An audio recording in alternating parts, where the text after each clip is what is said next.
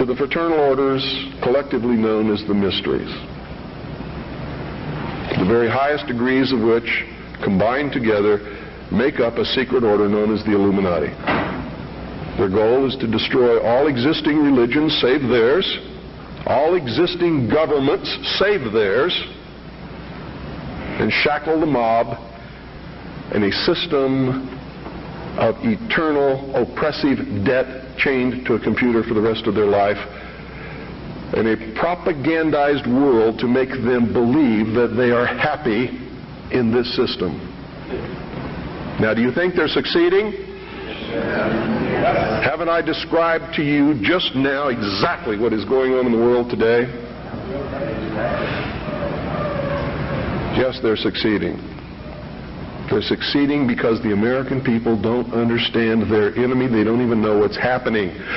They may have been or may be members of the Christian or Jewish religion, but that is only to further their own ends. They are, and always have been, Luciferian and internationalist. They give allegiance to no particular nation, although they have used, on occasion, nationalism to further their causes. Their only concern is to gain greater economic and political power.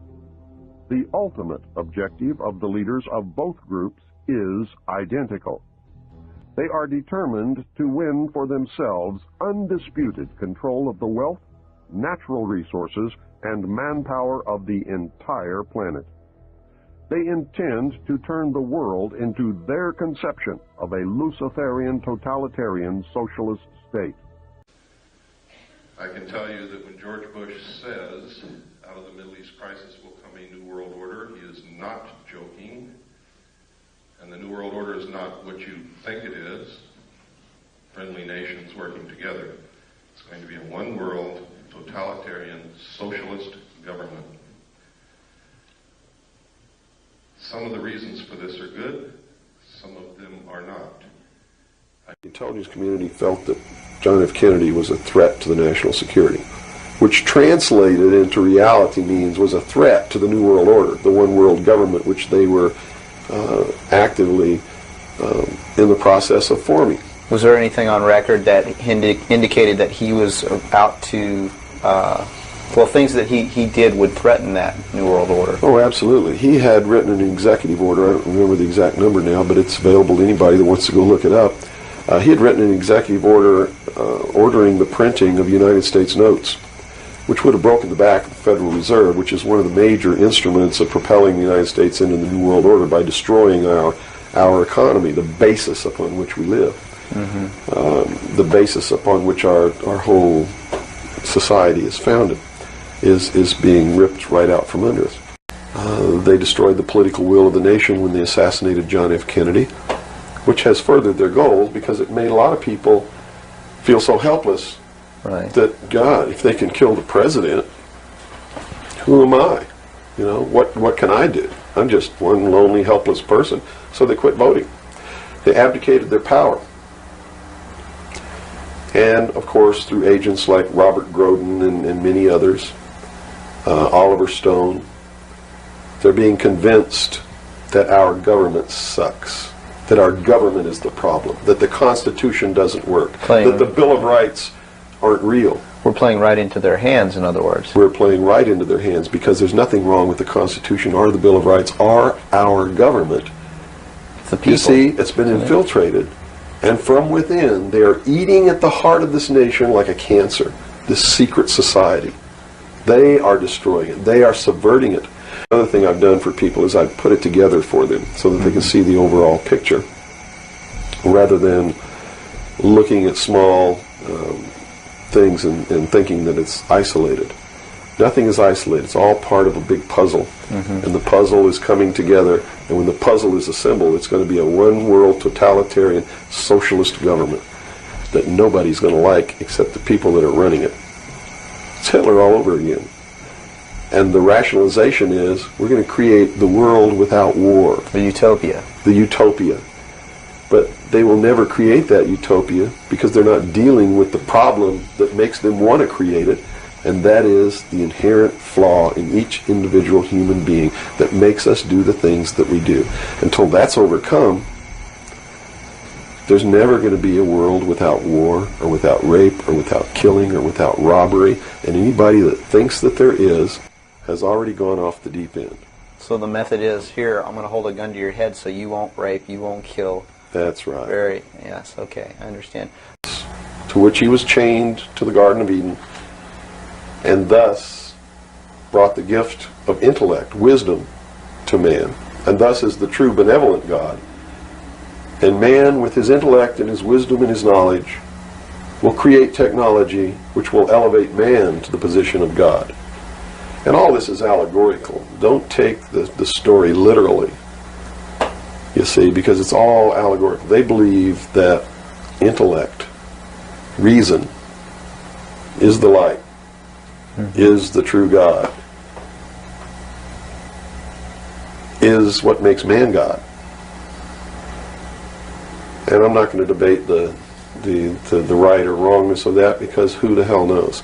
But I can tell you that they pervert whatever it is that might be divine about their philosophy by becoming what they profess to destroy.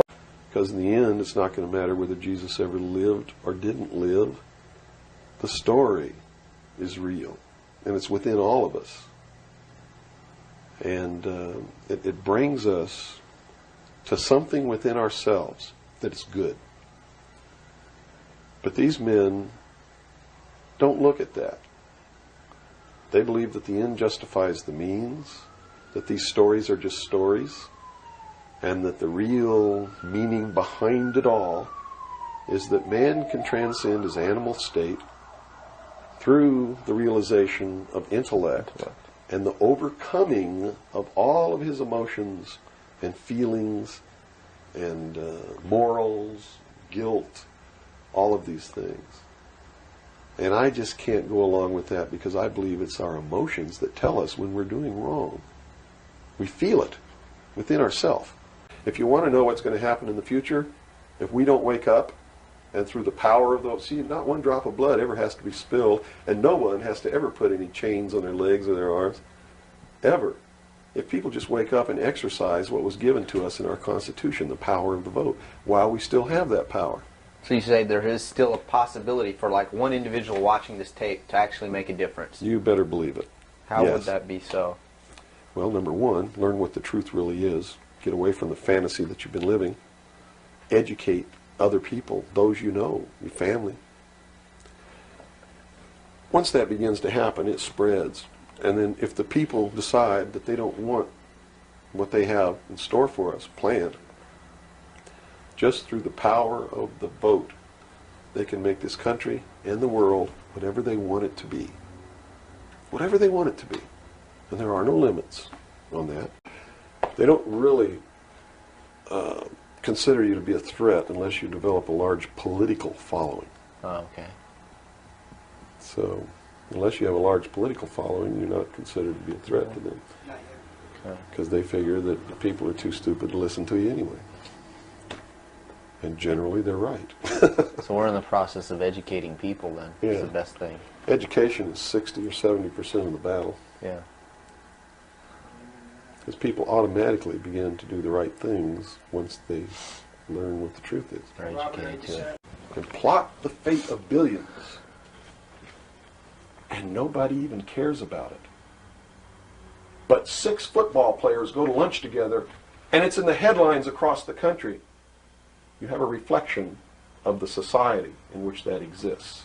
And it is a sick society that is doomed to self-destruction. So based on that scenario, there's some truth into what these men are looking at. Absolutely, and that's what makes me so sick, is that I'm trying to wake up a people who on a daily basis are proving the ones that I'm warning them about to be right.